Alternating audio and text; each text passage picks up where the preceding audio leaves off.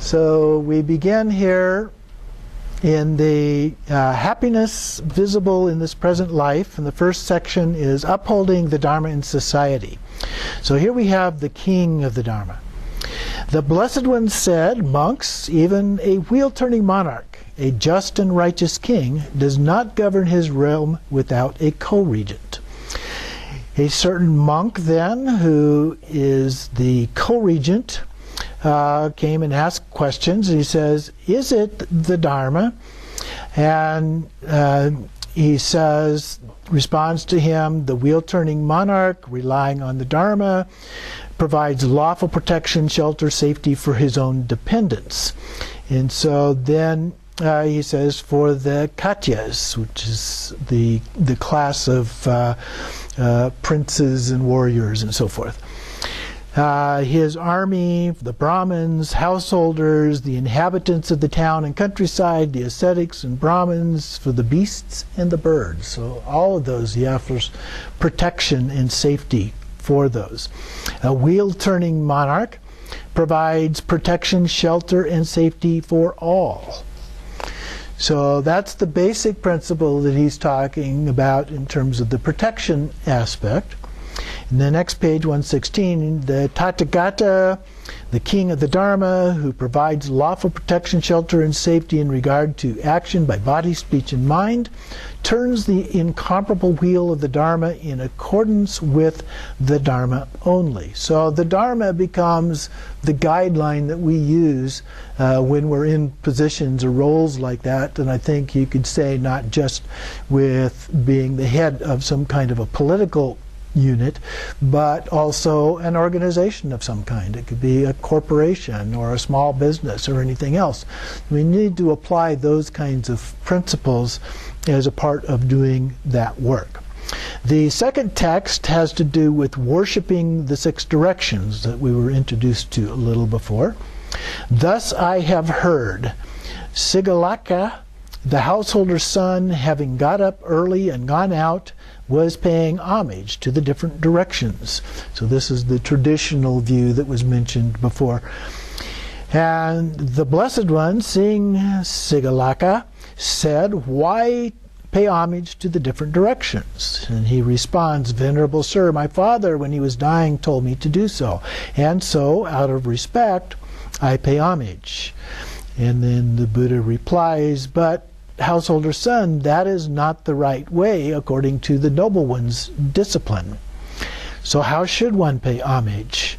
And then down at the bottom of the page, the east denotes the mother and father, the south denotes the teachers, the west denotes the wife and children, the north denotes the friends and companions, the nadir denotes the servants, workers and helpers, the zenith denotes the ascetics and Brahmins.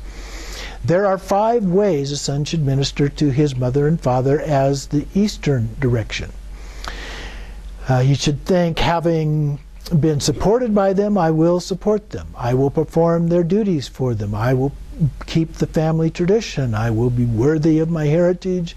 After my parents' deaths, I will distribute gifts on their behalf. And there are 5 ways the parents will reciprocate. Restrain him from evil, support him in good, teach him some skill, find a suitable wife, a little different culture than we're in, and in due time hand over his inheritance to him. So you can see there's an interaction between the responsibility of the two. The child respecting the parents, but the parents also, in a slightly different way, respecting and helping and guiding the child. Then paragraph 29 here, there are 5 ways in which pupils should minister to their teachers. By rising to greet them, waiting on them, being attentive, serving them, mastering the skills they teach. And 5 ways in their teachers reciprocate. Give through instruction, make sure they have grasped what they should have, give them the thorough grounding in all skills, recommend them to their friends and colleagues, and provide them with security in all directions. Number 30, there are 5 ways in which a husband should minister to the wife. honoring her, not disparaging her, not being unfaithful to her, giving authority to her, providing her with adornments. There are 5 ways in which the wife then reciprocates: organizing her work, being kind to the servants, not being unfaithful, protecting stores, being skillful and diligent. Then there are 5 ways in which the man should minister to his friends and companions: by gifts, kindly words, looking after their welfare, treating them like himself, keeping his word. And then the 5 ways that the friends and companions reciprocate: by looking after him when he's inattentive, looking after his property, being a refuge when he is afraid, and not deserting him when he is in trouble, showing concern for his children. And in 32, there are 5 ways that a master should minister to his servants and workers: by arranging their work according to their strength, by supplying them with food and wages, looking after them when they are ill, sharing special delicacies with them. Interesting one. And by letting them work at the right time. There are 5 ways in which servants and workers will reciprocate: they will get up before him, go to bed after him, take only what they are given, do their work properly, and be bearers of his praise and good repute. And then finally, there are 5 ways in which a man should minister to ascetics and Brahmins: by kindliness in bodily deed, speech, and thought, keeping open house for them, supplying their bodily needs. The ascetics and Brahmins will reciprocate in 5 ways: they will restrain him from evil, encourage him to do good, be benevolently compassionate toward him, teach him what he has not heard, and point out to him the way to heaven.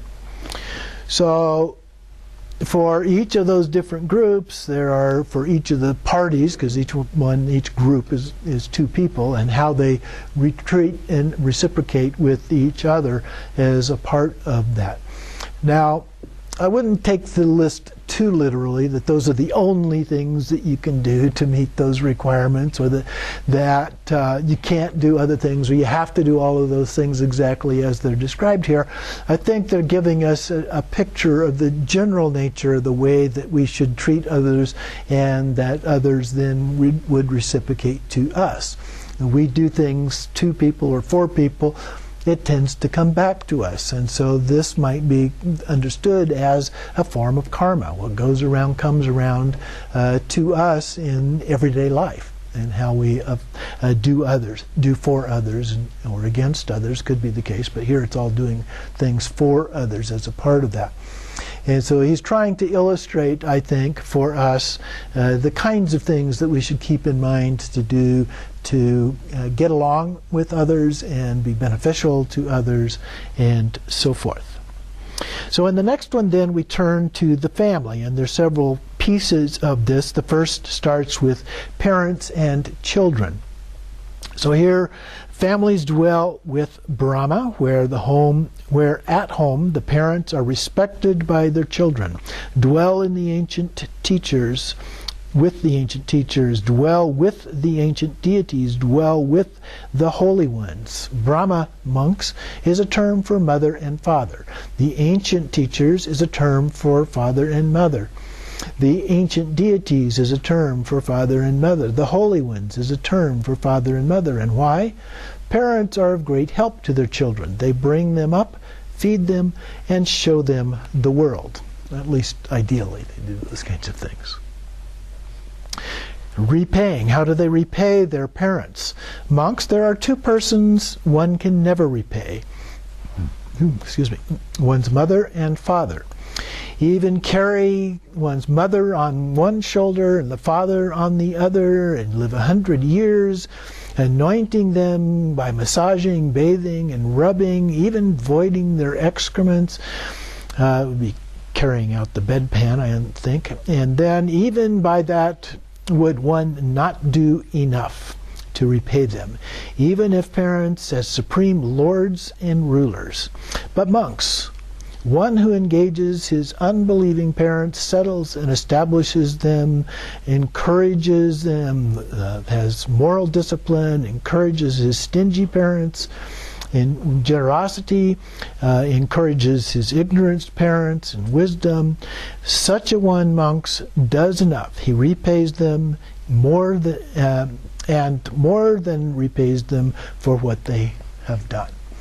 So we look at them regardless of how they treat us with a degree of compassion and loving kindness, and do other things for them to be helpful, to benefit them, in spite of the fact that they don't look at us as kindly as we might want them to, and so forth.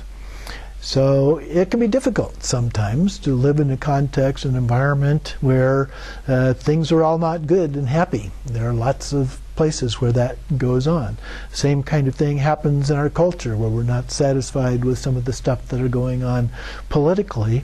But we have to remember that we should look at those people, even though we disagree with them, with compassion. That doesn't mean you have to agree with them, but you should look at them with compassion for their distorted view of things, for their disregard of dharmic principles, and so forth.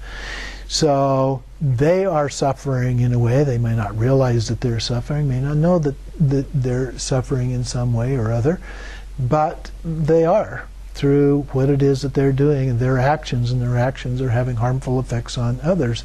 So we should feel compassion for them because of that. If there are things that we can do to help them out, point out what some of those issues are, well, then we can do that. You know, you can send a letter to your congressperson or whomever, to the president if you like, to point out how they are disregarding certain principles in terms of attending to their responsibilities for the greater good and so forth. Not giving you suggestions to specifically do that, but just some possibilities here.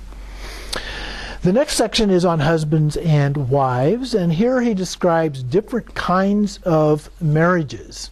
There are 4 kinds that he talks about here.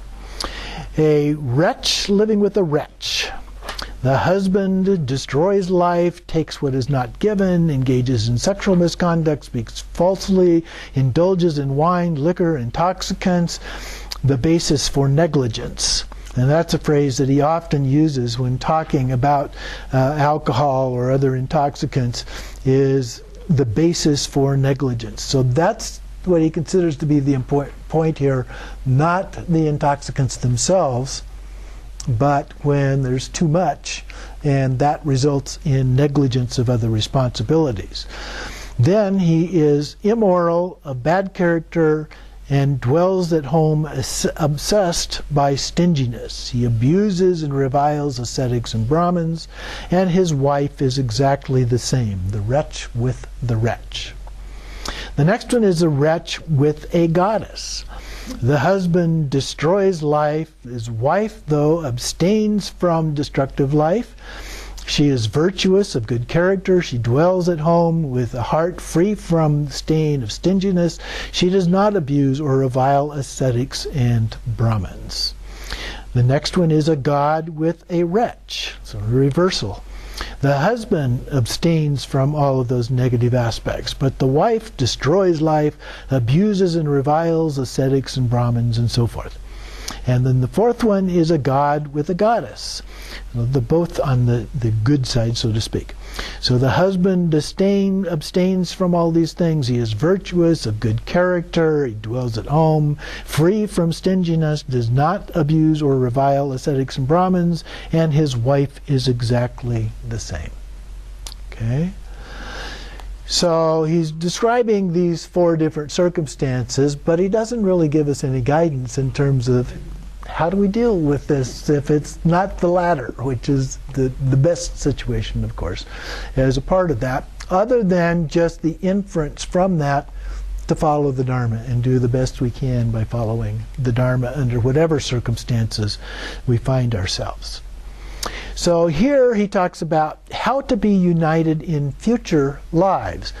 So he gives a description at the beginning of this about 2 people who are together, presumably husband and wife, and they would like to remain together even in future lives. And he says, yes, this actually is possible. So in the paragraph right above the verses, about toward the bottom of the page, he says, if householders, both wife and husband, wish to be in one another's sight so long as this life lasts and in future life as well, they should have the same faith, the same moral discipline, the same generosity, the same wisdom. Then they will be in one another's sight so long as this life lasts and in the future life as well. And then it gets repeated somewhat in the verses. When both are faithful and generous, self-restrained, of righteous living, they come together as husband and wife, full of love for each other. Many blessings come their way. They dwell together in happiness. Their enemies are left dejected when both are equal in virtue.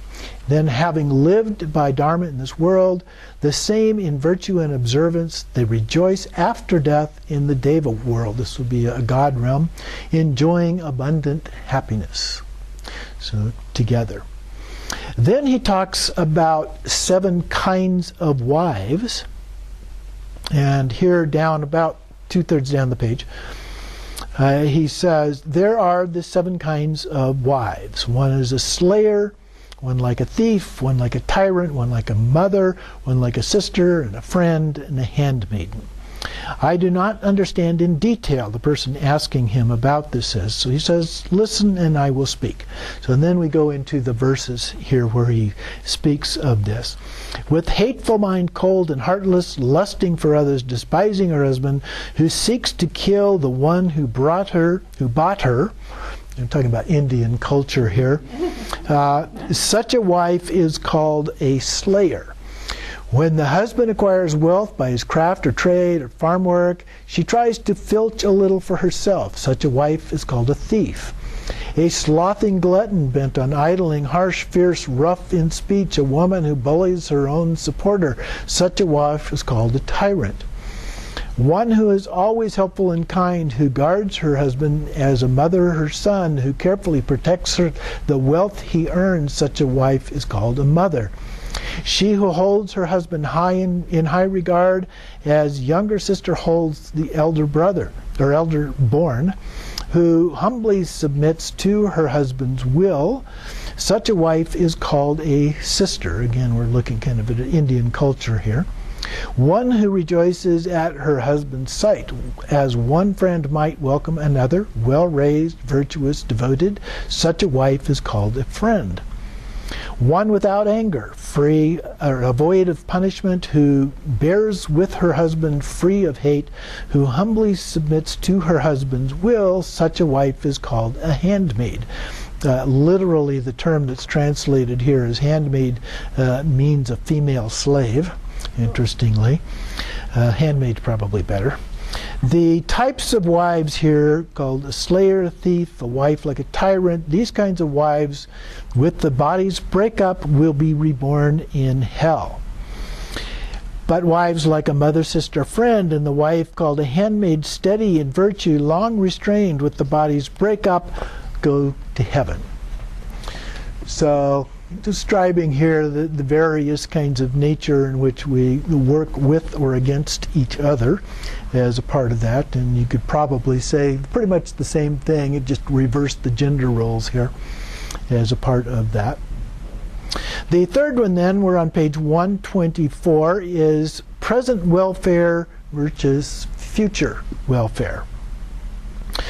And then the blessed one here is in a market town, and a family man approaches him and says, "Venerable sir, we are lay people who enjoy sensual pleasures, dwelling at home in a bed crowded with children, enjoying fine sandalwood, wearing garlands, scents, and unguents," which are lotion kinds of things, accepting gold and silver.